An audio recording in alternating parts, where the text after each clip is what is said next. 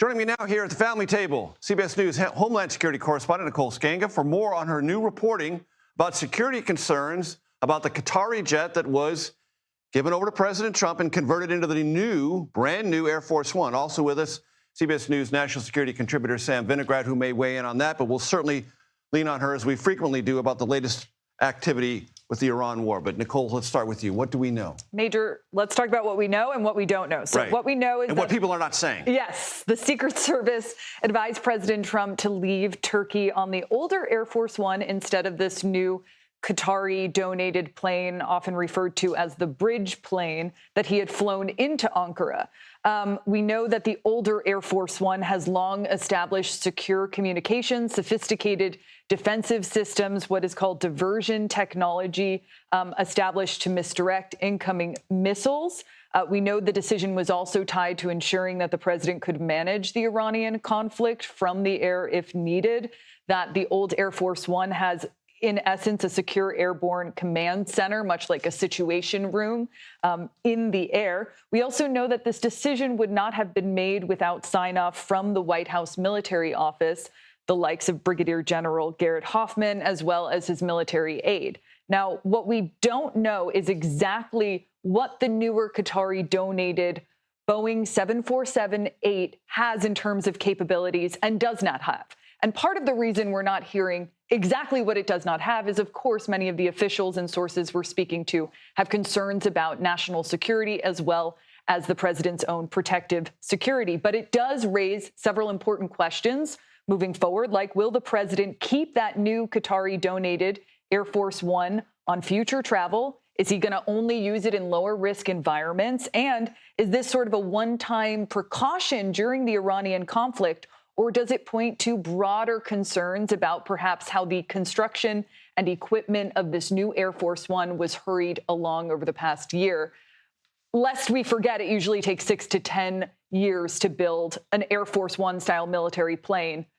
This one was outfitted in, I believe, just a year. Right. And the president said the quiet part out loud yesterday. He's the #1 target from Iran. And then this switch occurred, which at least indicates that there was something of concern and this older plane was better equipped. That seems to be a rational conclusion. And what we seem to be hearing from sources is while it wasn't one specific credible threat, the president has faced a series of credible threats in the past from Iran and other foreign adversaries, and that we are now in new territory amid this ongoing war and, by the way, a deteriorating ceasefire.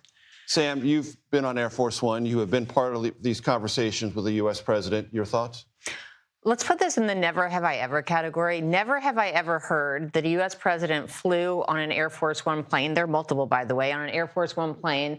And then security officials said, actually, it's not that secure. Let's put you on an old one. So never have I ever heard that before. And I really hope I don't again, because Boeing refers to the Air Force One fleet as a flying Oval Office.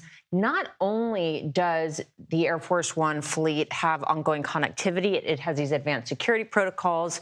It has 4,000 square feet of interior space. It is basically not just a flying Oval Office, a flying White House. And it is also self-sufficient, and this is really important. The actual Air Force One fleet can refuel in air. They don't need, even if they have to make an emergency stop, they don't need help from partnering governments. They're self-sufficient. And now we have a situation where we have a plane that was donated from a foreign government, was used by foreign officials, had been on foreign soil, and ostensibly the White House cut corners to try to get this operational on, frankly, an unrealistic timeline. And as a security official, I take a step back and say, why would you want to rush something as important as not just the president's safety, but over 100 other people that are flying with the president that are really critical to our national security? Now, the president flew back on that Qatari-donated Air Force One from England, but that is clearly a much safer, lower profile, lower risk situation. Sam, in about less than 2 minutes we have, talk about what we have seen in the headlines today with the Iran conflict and strikes back and forth. What we've seen is a resumption of this tit-for-tat reciprocal trading of fire. We've seen the United States, but at an elevated level.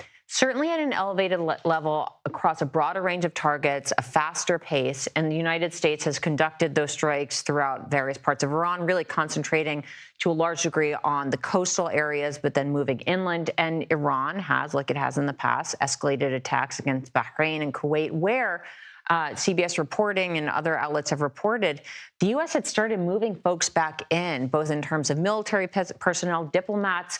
I've spoken to oil companies that have also kind of resurged their personnel on the ground because we thought the ceasefire was in effect. So we've seen this resumption of fire between the two countries, as well as really an escalation in targeting, while, importantly, our traditional mediators, Qatar, as well as other countries like Turkey and Saudi Arabia, are trying to say to both sides, let's take a beat.